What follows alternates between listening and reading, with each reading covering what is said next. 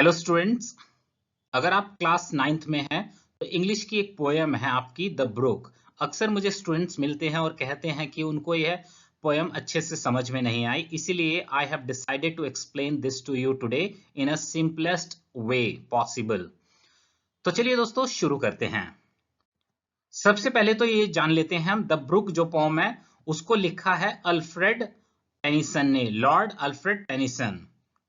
और इस पोयम को इस तरह से लिखा गया है जैसे कि जो ब्रुक है, ब्रुक का अर्थ होता है स्मॉल रिवर, स्मॉल स्ट्रीम, यानी कि छोटी नदी। जो ब्रुक है वो आपसे बातें कर रही है और अपनी जर्नी के बारे में बता रही है, कहां से शुरू होके और कब वो किस नदी से जाके मिल जाती है। तो ये अपनी जर्नी को बहुत ही अच्छे तरीके से आपको बता रही है, इस तरह से इसको लिखा गया है। तो चलिए दोस्तों शुरू करते हैं। I come from haunts of coot and heron. I make a sudden sally and sparkle out among the fern to bicker down a valley. दोस्तों जो कूट और हेरन है ये बर्ड्स के नेम है और हॉन्ट का अर्थ होता है ऐसा प्लेस जो फ्रिक्वेंटली विजिटेड किया जाता है। तो मतलब द ब्रुक कह रही है कि मैं यानी कि ब्रुक कूट और हेरन जहां पर अक्सर जाया करते हैं, मैं वहां से निकलती हूँ और बहुत तेजी से मैं बाहर की तरफ आती हूँ। और फिर फर्न, फर्न का अर्थ है पौधे होते हैं जिसमें कभी फूल नहीं उगते हैं। तो वो कह रही है कि मैं फर्न के बीच में पहुंचकर चमकने लगती हूं और फिर मैं बहुत तेजी से आवाज करते हुए वैली से नीचे की तरफ जाती हूं। By 30 hills I hurry down or slip between the ridges. By 20 thorps a little town and half a hundred bridges. मैं 30 पहाड़ों को तेजी से पार करती हूं या फिर उनके बीच में से निकलती हूं। और थॉर्प्स का अर्थ होता है विलेजेस। फिर मैं 20 गांव और एक छोटा नगर और 50 पुल के नीचे से गुजरती हूं। Till last by Philip's farm I flow to join the brimming river, for men may come and men may go but I go on forever. दोस्तों फिर वो पहुंचती है, यानी कि ब्रुक कह रही है कि फिर मैं पहुंचती हूं एक खेत पर और जिस व्यक्ति का है उसका नाम है फिलिप और वहां से मैं जाना चाहती हूं ब्रिमिंग रिवर को ज्वाइन करने। दोस्तों ब्रिमिंग रिवर का अर्थ होता है ऐसी नदी, यानी ऐसी रिवर जो पानी से पूरी तरह से भरी हुई है। ऐसी नदी, ऐसे रिवर को कहते हैं ब्रिमिंग रिवर। तो वो कह रही है कि फिलिप के खेत से होकर मैं ब्रेमिंग रिवर को ज्वाइन करने के लिए जाना चाहती हूं। मतलब मैं ब्रेमिंग रिवर को ज्वाइन करने के लिए ही बह रही हूं और व्यक्ति आते हैं व्यक्ति जाते हैं लेकिन मैं सदा बहती रहती हूं। वो ये कहना चाहती है इससे कि इंसानी जिंदगी जो है वो छोटी और टेम्परेरी है लेकिन मैं परमानेंट हूं, मतलब कि मैं बहती रहूंगी। I chatter over stony waves in little sharps and trebles. I bubble into adding bass. I babble on the pebbles. तो आगे वो कहती है कि मैं यानी कि ब्रुक पथरीले रास्तों से बहते हुए जाती हूं और ऐसा लगता है जैसे मैं ऊंची आवाज में बात कर रही हूं।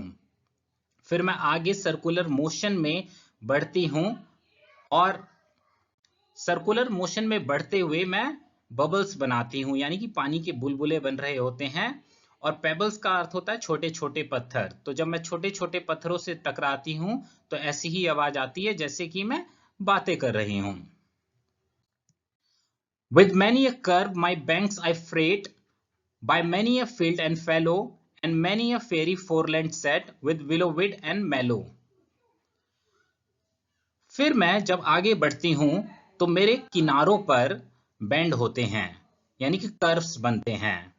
इस तरह से मैं आगे बढ़ती हूं और कई मैदान और खेत से होके गुजरती हूं। या फैलो का मतलब है ऐसा खेत जिसमें अभी फसल नहीं बोई गई है।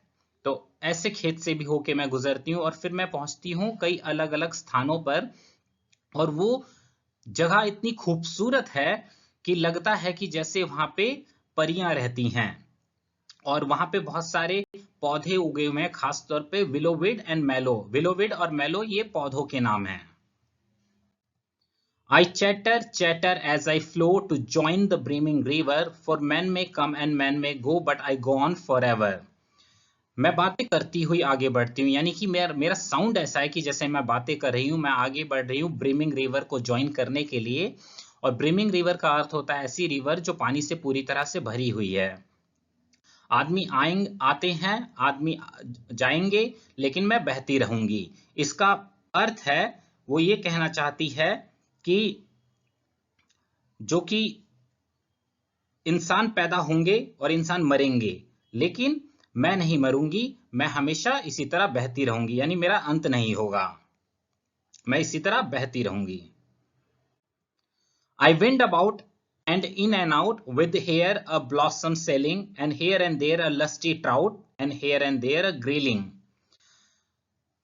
फिर मैं zigzag तरीके से बहती हुई आगे बढ़ती हूं, और मेरी वाटर के सरफेस पर बहुत सारे फूल तैरते हैं। और लस्टी ट्राउट और ग्रिलिंग ये फिश के नाम हैं। लस्टी ट्राउट और ग्रिलिंग फिश होते हैं, तो ये फिश भी मेरे अंदर मौजूद हैं।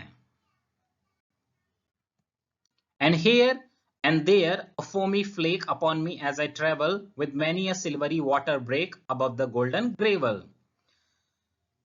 फिर जब मैं बहती हुई आगे बढ़ती हूं, तो कहीं कहीं मेरी पानी के सरफेस पर फोम बनती है, यानी झाग बनती है, झाग की एक परत आ जाती है जैसे जैसे मैं आगे ट्रेवल करती हूं।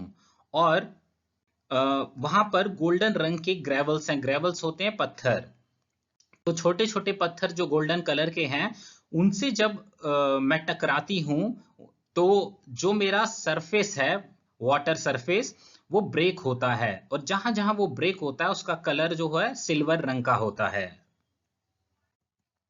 And draw them all along and flow to join the brimming river, for men may come and men may go, but I go on forever. और ये जो गोल्डन ग्रेवल हैं और जो ये फोमी फ्लेक्स है, यानी कि झाग, इनको भी बहाकर मैं अपने साथ ले जाती हूं ब्रिमिंग रिवर से जुड़ने के लिए। ब्रिमिंग रिवर का अर्थ है ऐसी रिवर जो पानी से पूरी तरह भरी हुई है। लोग आएंगे, लोग जाएंगे, यानी आदमी आएंगे, आदमी जाएंगे, लेकिन मैं सदा बहती रहती हूं। यानी कि लोग पैदा होते हैं, लोग मरते हैं, लेकिन मैं बहती चली जाती हूं। I still by lawns and grassy plots, I slide by hazel covers, I move the sweet forget-me-nots that grow for happy lovers. मैं बहुत ही धीमे आवाज में, मतलब कि बिल्कुल भी शोर ना करते हुए, मैं कई लॉन और प्लॉट से होके गुजरती हूं जिसपे घासें उगी हुई हैं, और फिर मैं आगे बढ़ती हूं, तो वहां पर ट्री है जिस पर हेजल उगते हैं। हेजल दोस्तों एक ड्राई फ्रूट होता है, जैसे कि ऑलमंड होता है यानी कि बादाम, या फिर जैसे कि ग्राउंड नट होता है यानी कि मूंगफली, तो उसी तरह का एक हेजल होता है ड्राई फ्रूट। तो उसके पेड़ के पास से भी मैं गुजरती हूँ, और फिर मैं बहाकर ले जाती हूँ एक फूल को। एक प्रकार के फूल होते हैं फॉरगेट मी नॉट्स, ये फूल का एक प्रकार है, और ये लवर्स के बीच बहुत ज्यादा पॉपुलर है, क्योंकि फॉरगेट मी नॉट्स जो फ्लावर है, ये सिंबल है लव, रिस्पेक्ट एंड लॉयलिटी का। लव, रिस्पेक्ट एंड लॉयलिटी का सिंबल है फॉरगेट मी नॉट्स।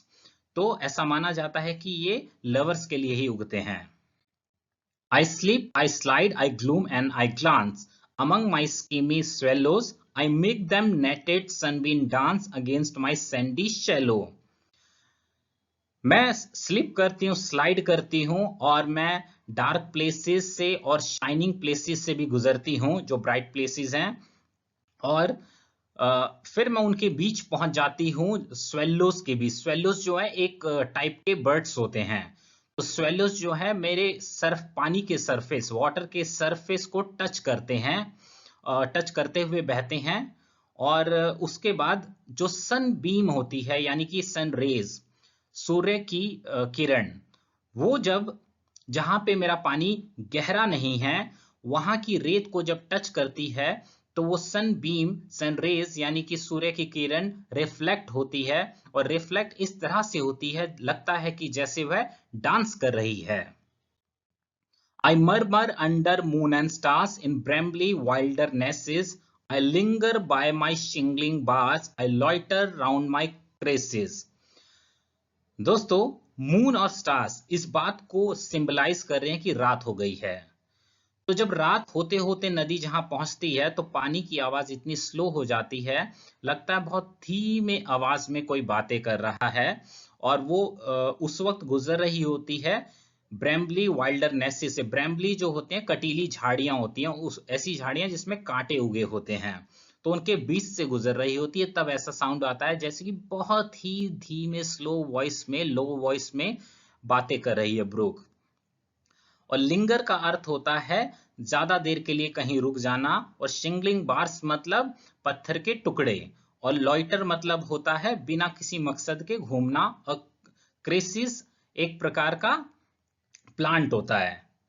तो I linger by my shining shingly bars, I loiter round my cresses का मीनिंग है कि जब मैं पत्थरों से टकराती हूं, पत्थरों के टुकड़ों से टकराती हूं, तो मेरी स्पीड बहुत स्लो हो जाती है। ऐसा मतलब इसलिए मैं थोड़ा ज्यादा टाइम लगता है मुझे आगे बढ़ने में। और जब मैं क्रेसिस यानी एक प्लांट का नाम है, जब उसके आसपास से गुजरती हूं तो कुछ ऐसा लगता है जैसे कि मैं कहीं स्ट्रेट नहीं जा रही हूं, मेरा कोई मकसद नहीं है, और यूं ही एमलेसली मैं घूम रही हूं। And out again I curve and float to join the brimming river, for men may come and men may go, but I go on forever. फिर से मैं खुले मैदान में आ जाती हूं और बहने लगती हूं, ब्रीमिंग रिवर को ज्वाइन करने के लिए। ब्रीमिंग रिवर का मतलब होता है ऐसा रिवर जो पानी से पूरी तरह भरा हुआ है। तो खुले मैदान में आके मैं ब्रीमिंग रिवर से ज्वाइन होने के लिए बहना फिर से शुरू करती हूं। और आदमी आएंगे, आदमी जाएंगे, लेकिन मैं बहती रहूंगी। इसका मीनिंग ये है कि इंसान जो है वो तभी तक एग्जिस्ट करते हैं जब तक वो जिंदा हैं, यानी कि जब तक उनकी मौत नहीं हो जाती। लेकिन मेरी मौजूदगी, मेरी प्रेजेंस हमेशा रहेगी। तो यहीं पे द ब्रुक पोयम एंड होती है। अगर दोस्तों अच्छी लगी है, एंड आई एम श्योर आपको अच्छी लगी है, तो please like this video and share this video, and please subscribe to this channel. Thank you friends for watching this video. Bye friends.